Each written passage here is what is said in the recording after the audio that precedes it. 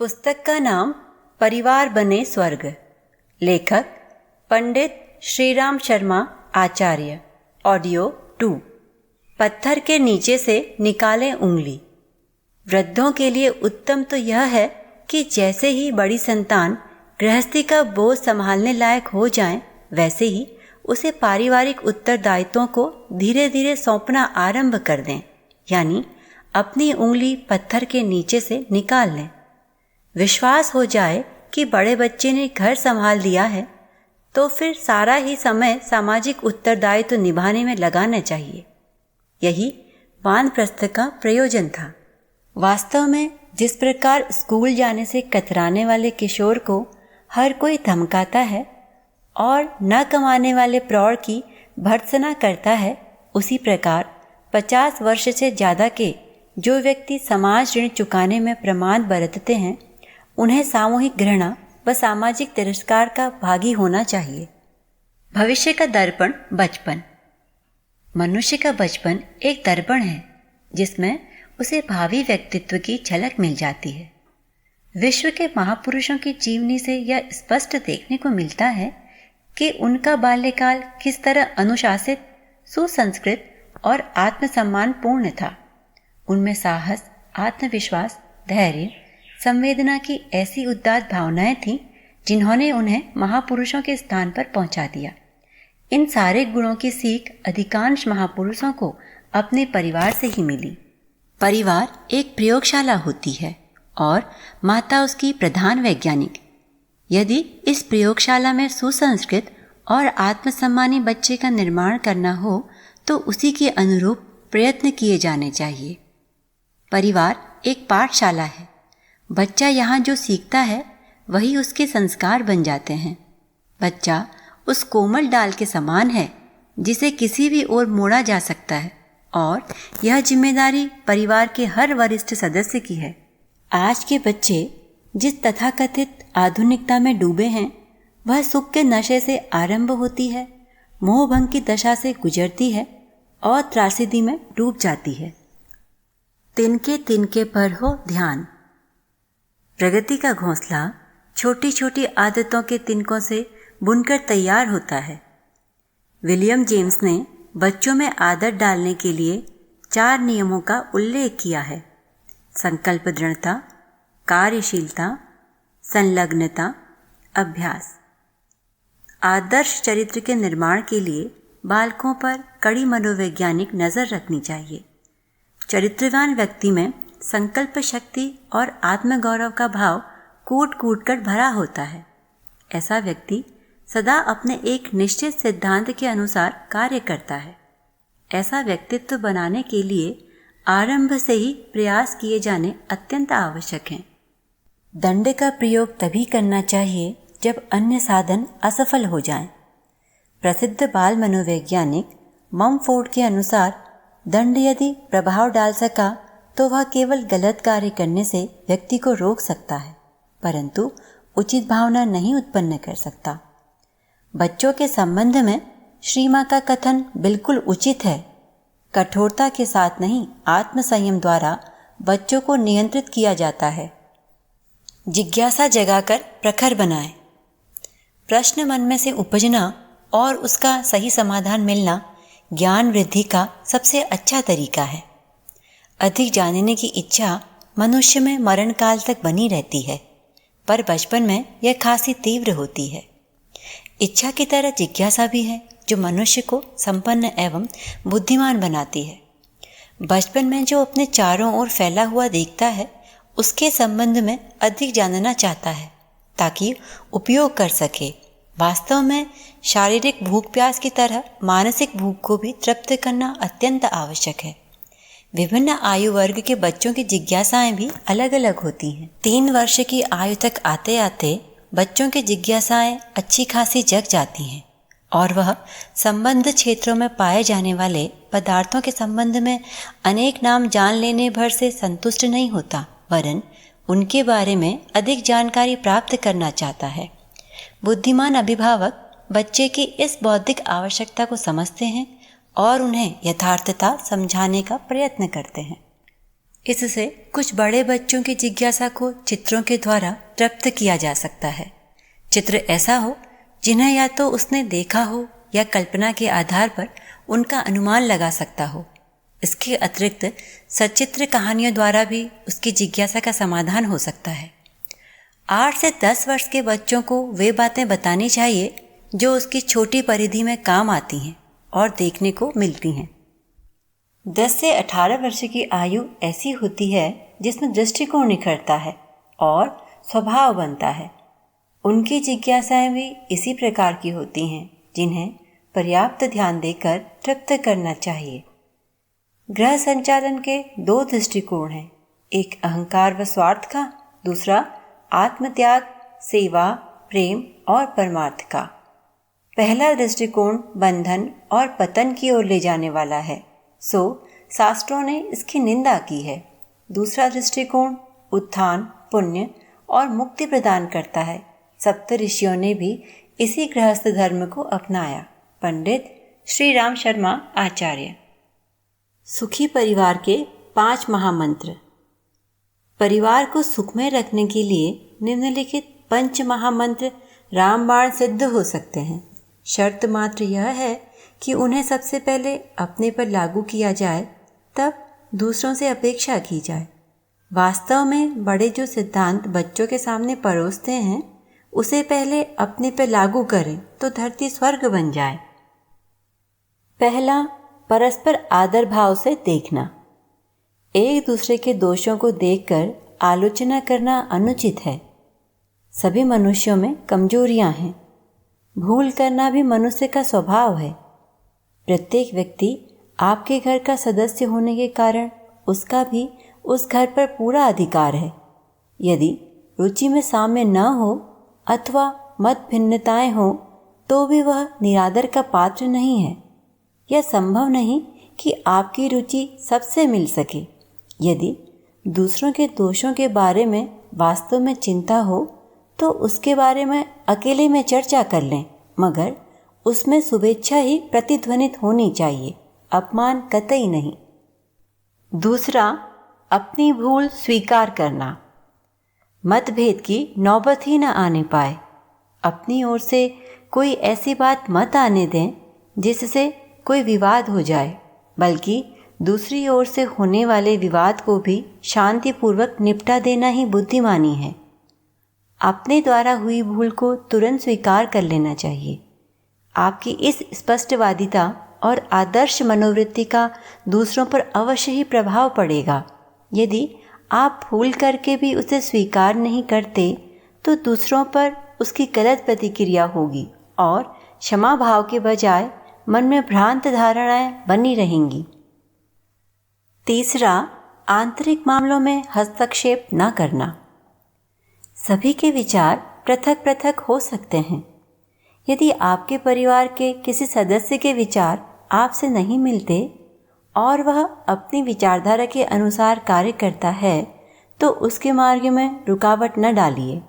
उदाहरण के लिए मान लीजिए कि आप राम के उपासक हैं और आपका पुत्र शिव की उपासना करता है। वह राम को नहीं मानता तो उसे अपने मन के अनुसार करने दीजिए, लेकिन देर तक सोना, गंदे रहना, पढ़ने में लापरवाही करना, ज़्यादा खर्च करना, बुरे लोगों की संगति आदि बुराइयां घर के किसी सदस्य में हों तो उन्हें छुड़ाने के लिए आवश्यक प्रयत्न अवश्य कीजिए, क्योंकि ये बातें उनके भविष्य को अंधकार में बनाने वाली अहितकर सिद्ध हो सकती हैं। चौथा, भेदभाव न रखना। घर में भेदभाव भी कलह का कारण बन जाता है। आपके 2 बच्चे हैं, बेटे को अच्छा भोजन वस्त्र देते हैं और बेटी को वैसा नहीं देते तो यह भेद अवश्य ही खटकने वाला होगा। हाँ, बीमारी या अन्य किसी विशेष परिस्थिति में एक को एक प्रकार की सुख सुविधा और दूसरे को दूसरे प्रकार की सुख सुविधा देते हैं तो इसमें दोष नहीं। फिर भी यदि उनमें से किसी एक को वह बात खले तो उसे ठीक करने की चेष्टा करनी चाहिए। बहू और बेटी में अंतर परिवार के लिए घातक है। अपने पिता के घर से जिस स्थिति में आई थी उसकी तुलना में उसके स्वास्थ्य, शिक्षा, अनुभव एवं प्रसन्नता व सुविधा में अविवृद्धि होती रहे, कमी न पड़े, इसका ध्यान उस समूचे परिवार को रखना आवश्यक है। इस महत्वपूर्ण विषय पर ध्यान न देने से ही मनोमालिन्य, विग्रह, असहयोग उपजता है। 5वां, विवादों का निष्पक्ष निपटारा। किसी मामले में आपको मध्यस्थ बनाया जाए तो आप एकदम सत्यता पर आ जाइए। कोई कितना ही प्रिय हो, यदि उसके द्वारा ज्यादती हुई है तो उसकी ज्यादती की घोषणा कीजिए और जिसकी हानि हुई है उसके मन को संतोष दीजिए। यदि आप निष्पक्ष न रहे तो आपको उसका भीषण परिणाम भुगतना पड़ेगा। प्रगति का द्वार पंचशील।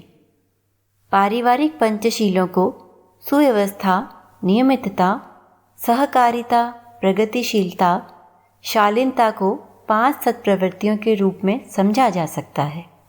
इन्हें अपनाने से व्यक्ति, परिवार एवं समाज को उन विकृतियों से बचे रहने का लाभ मिलता है जो समस्त समस्याओं और विपत्तियों के लिए उत्तरदायी हैं। इन्हें अपनाने से सर्वतोमुखी प्रगति का द्वार खुलता है और उज्जवल भविष्य के राजमार्ग पर चल पड़ने का अवसर मिलता है। पहला, सुव्यवस्था। इस प्रकार की नीति अपनाना जिसमें कठिनाइयों से बचा जा सके और प्रगति क्रम विधिवत चलता रहे, दूरदर्शी सूझबूझ का काम है। इस सद्गुण को हर व्यक्ति के जीवन क्रम में समाविष्ट करने के लिए हर परिवार में आरंभिक प्रशिक्षण और उसके परिपोषण का प्रबंध रहना चाहिए। संसार में सबसे बड़ा पद व्यवस्थापक का है। यह कार्य घर परिवार में वस्तुओं को स्वच्छ और सुव्यवस्थित रखने के माध्यम से आरंभ किया जा सकता है। वस्तुओं की सुव्यवस्था का ही दूसरा नाम स्वच्छता है, जो वस्तुओं को देखने में सुंदर, सुसज्जित और नयनाभिराम बनाती है। इस प्रकार रखी हुई वस्तु अपनी मौन भाषा में भी यह प्रकट करती है कि हम किन्हीं सभ्य, सुसंस्कृत हाथों की छत्रछाया में रह रही हैं। सत्यम, शिवम, सुंदरम की प्राप्ति में प्रथम सौंदर्य, द्वितीय श्रेष्ठ और अंत में सत्य की प्राप्ति का क्रम है। प्राकृतिक सौंदर्य सृष्टा का विधान है, मनुष्य दूसरा सृष्टा है। वह वस्तुओं को स्वच्छ और सुव्यवस्थित रखकर उन्हें सुंदर बनाए रहता है। सुसज्जा प्रकारांतर से स्वच्छता और व्यवस्था का ही सम्मिलित स्वरूप है। दूसरा, नियमितता। श्रम और समय के समन्वय को नियमितता कहा गया है। समय ही जीवन है, उसका एक एक पल हीरे मोती से तोलने योग्य है। एक क्षण भी बेकार नहीं गंवाना चाहिए। ईश्वर प्रदत्त दिव्य संपदा समय ही है। इसके मूल्य पर हर स्तर की विभूतियाँ एवं सफलताएं प्राप्त हो सकती हैं। समय गंवाना अर्थात जीवन के ऐश्वर्य एवं आनंद को बर्बाद करना। परिवार की परंपरा में इस आदर्श का सावधानी के साथ समावेश होना चाहिए कि कोई भी व्यर्थ समय ना गंवाए, इसे श्रम के साथ जोड़े रहें। शारीरिक आलस्य और मानसिक प्रमाद यही दो सबसे बड़े शत्रु हैं, जिन्हें प्रश्रय देने वाला दुर्भाग्यग्रस्त रहता है और दुर्गति के गर्त में गिरता है। श्रमशीलता मनुष्य की उच्च स्तरीय सत्प्रवृत्ति है। काम को ईश्वर की पूजा माना जाए। श्रम में सम्मान अनुभव किया जाए। श्रम में शरीर घिसता नहीं है, वरन परिपुष्ट होता है। अपने कार्यों का स्तर एवं स्वरूप प्रशंसनीय बनाए रहने में ही मनुष्य की प्रतिष्ठा है। आलसी और प्रमादी, कामचोर, हरामखोर और समय गंवाने वाले ऐसे अभागे हैं जो अपने पैरों आप कुल्हाड़ी मारते और आत्म प्रताड़ना, लोक भर्सना का त्रास सहते हैं। भविष्य तो उनका अंधकारमय रहता ही है। परिवार की यह परंपरा रहनी चाहिए कि हर सदस्य अपनी दिनचर्या बनाए, परिश्रम में जुटा रहे, बीच बीच में जितना विश्राम नितांत आवश्यक है उतना ही ले, मंद गति से काम न करे। व्यस्त रहने का स्वभाव बनाना ही चाहिए। हर काम समय पर और क्रमबद्ध रूप में होना चाहिए। इस आवश्यकता को परिवार के सभी लोग अनुभव करें। इसके लिए सफल मनुष्यों की दिनचर्या का समय समय पर उल्लेख करते रहना चाहिए।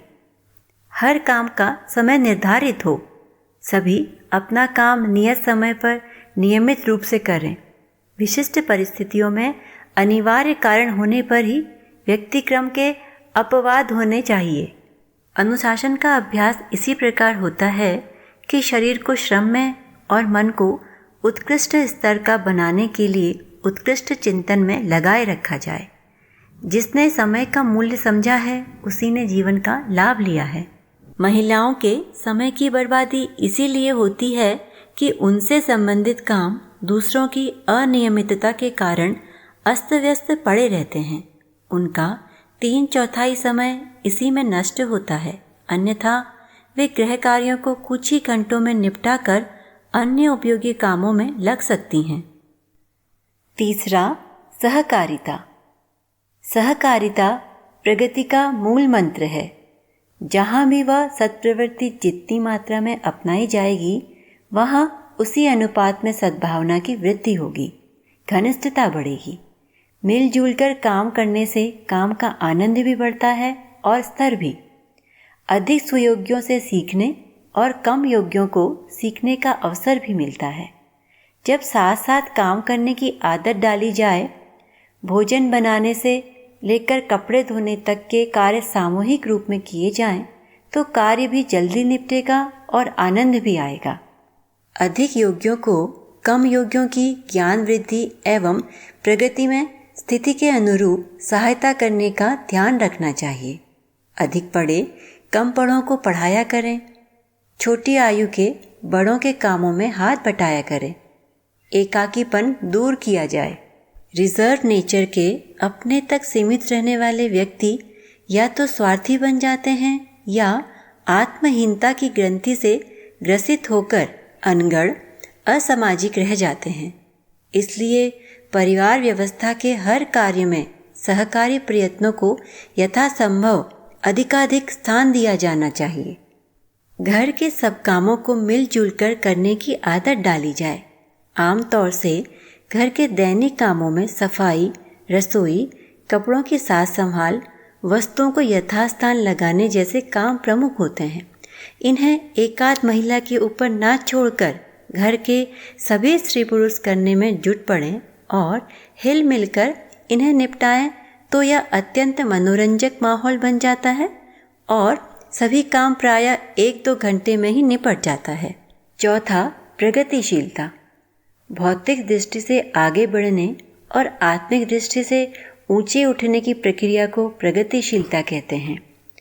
मात्र महत्वाकांक्षाएं गढ़ते रहने से कोई कुछ नहीं बनता। परिस्थितियों को ध्यान में रखकर ऊंची उड़ानें उड़ते रहने वाले योग्यता एवं साधनों के अभाव में कुछ कर नहीं पाते। अतिरिक्त महत्वाकांक्षाएं खींच और निराशा ही पैदा करती हैं। अस्तु हवाई उड़ानें उड़ने से रोकना और प्रगति के लिए आवश्यक योग्यता बढ़ाने में ही हर परिजन को अपनी मनस्थिति नियोजित करनी चाहिए। सफलताओं की लालसा तभी सार्थक है जब उसके उपयुक्त परिस्थिति उत्पन्न करने के लिए प्रबल प्रयास किया जाए। इसके लिए योग्यता बढ़ाना भी आवश्यक है, अन्यथा अक्षमताओं के रहते मात्र परिश्रम से भी कुछ बड़ा प्रयोजन सिद्ध नहीं होता।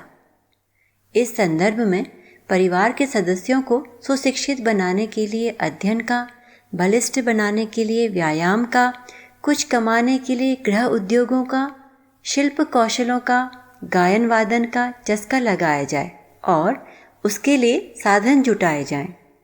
वर्तमान स्थिति में अगले दिनों अधिक सुयोग्य बनाने के लिए अवसर मिल सकें, इसके लिए जहाँ जो संभव हो अवश्य किया जाना चाहिए। अधिक संपदा अर्जन करने की ललक कभी कभी इतनी आतुर हो जाती है कि वह अयोग्यता बढ़ाने और पुरुषार्थ करने की अपेक्षा अनीतिपूर्वक संपदा सफलता पाने के लिए मचलने लगती है। ध्यान रखना चाहिए कि ऐसा कदापि न हो, लेकिन महत्वाकांक्षाओं को योग्यता एवं सक्रियता बढ़ाने में नियोजित करने के लिए हर परिवार में समुचित प्रयत्न चलना चाहिए। पांचवां, शालीनता। शिष्टता, सज्जनता, मधुरता, नम्रता आदि सद्गुणों के समुच्चय को शालीनता कहते हैं। ईमानदारी, प्रामाणिकता, नागरिकता, सामाजिकता की मर्यादाओं को निष्ठापूर्वक अपनाना शालीनता का चिन्ह है। सामान्य शिष्टाचार की अपनी महत्ता है। दूसरों का सम्मान करने और अपने को विनम्र सिद्ध करने के लिए वाणी में मिठास और व्यवहार में शिष्टता का समावेश रहना चाहिए। परायों को अपना बनाने की जितनी शक्ति शालीनता में है, उतनी प्रलोभन देकर फुसलाने तथा दबाव देकर विवश करने में भी नहीं है। शालीनता जन जन के मन पर आधिपत्य की असाधारण विशेषता है। इससे घर के हर सदस्य को परिचित एवं अभ्यस्त कराया जाना चाहिए। परस्पर संभाषण में कोई किसी का असम्मान सूचक नाम न ले। विशेषकर बच्चों को इसके संबंध में प्रारंभ से ही शिक्षित कराना चाहिए, अन्यथा उनका भविष्य अंधकारमय हो सकता है।